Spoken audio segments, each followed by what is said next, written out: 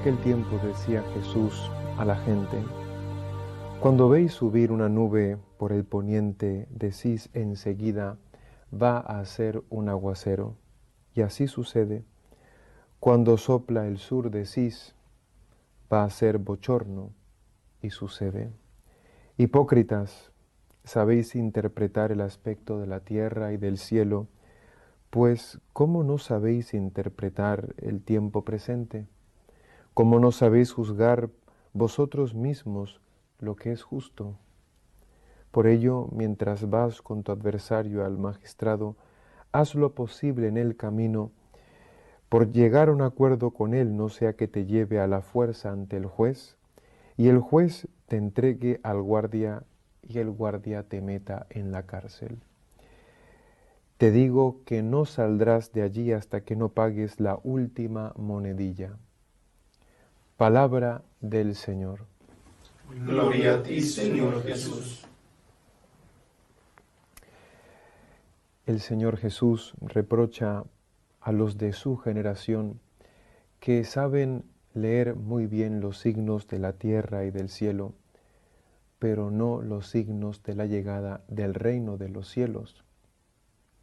Jesús, por su enseñanza, por sus milagros, por sus gestos, en su propia persona ha manifestado la irrupción de la llegada del reino de Dios. Esos que le escuchaban, que le miraban, estaban ciegos, estaban sordos y eran incapaces de ver que Dios estaba con Cristo, que Cristo era el Hijo de Dios. Hoy, desde hace algunas décadas, la Iglesia nos invita a mirar los signos de los tiempos. Algo está pasando en el mundo y Dios nos está hablando por medio de esos signos, pero hay que saber interpretarlos. ¿Y cómo se interpretan esos signos?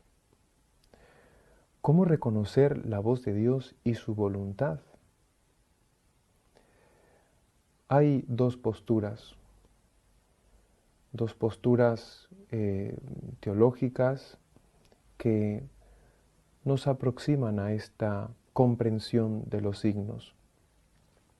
Hay una, podemos decir, postura liberal, progresista, que sostiene que lo que el mundo opina es la voz de Dios, que Dios se manifiesta en lo que el mundo enseña, es decir, una nueva revelación.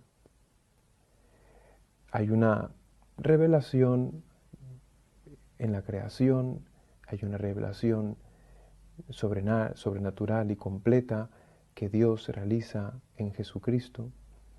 Pero luego hay una revelación que es aquella que se manifiesta en los aconteceres históricos, en lo que piensa la mayoría, en lo que dice la mayoría, en lo que dicen los poderosos. Esta tendencia es la que está llevando a la Iglesia a su propia destrucción. Porque al adaptarse al mundo, aquellas enseñanzas que van en contra de la voluntad de Dios, de lo que Dios objetivamente ha enseñado, esa tendencia está haciendo muchísimo daño, creando confusión, dañando la unidad de la Iglesia. Eso no nos lleva a ningún lado.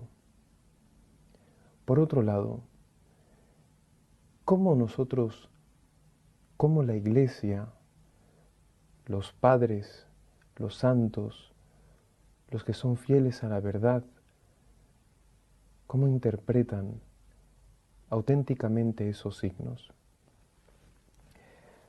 ¿Qué es lo que está pasando en el mundo? Bueno, desde hace no décadas ya, unos siglos, ha habido un proceso de secularización por el cual se ha quitado a todo lo que hace referencia a Dios en la sociedad. Eso es lo que está pasando. Eso es lo que está pasando. Y lo que tenemos que hacer es hacer todo lo posible para que el mundo vuelva a Dios, para que no quite a Dios, porque cuando quitas a Dios, vemos lo que pasa. Los jóvenes se pierden, las familias se rompen, la economía se hace corrupta, los sistemas políticos oprimen. Cuando quitas a Dios, se deshumaniza el mundo. Este es el signo. Y nosotros tenemos que contestar al signo. La pregunta es, ¿cómo? Dios nos está diciendo, el mundo se está muriendo porque se ha apartado de mí. ¿Cómo tenemos que contestar? Y contestamos, como dice San Pablo en la primera lectura, os ruego que andéis como pide la vocación a la que habéis sido convocados. Nosotros contestamos siendo fieles a nuestra identidad.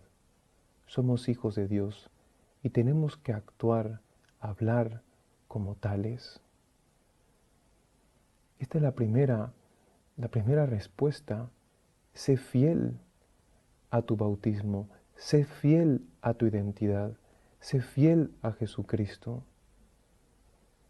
Y San Pablo inmediatamente nos dice, sed siempre amables y amables, sed siempre humildes y amables, sed comprensivos, sobrellevaos mutuamente con amor, esforzándoos en mantener la unidad del Espíritu con el vínculo de la paz. Estad unidos, estemos unidos en el amor, estemos unidos para dar el mejor testimonio que podemos dar a este mundo que se muere.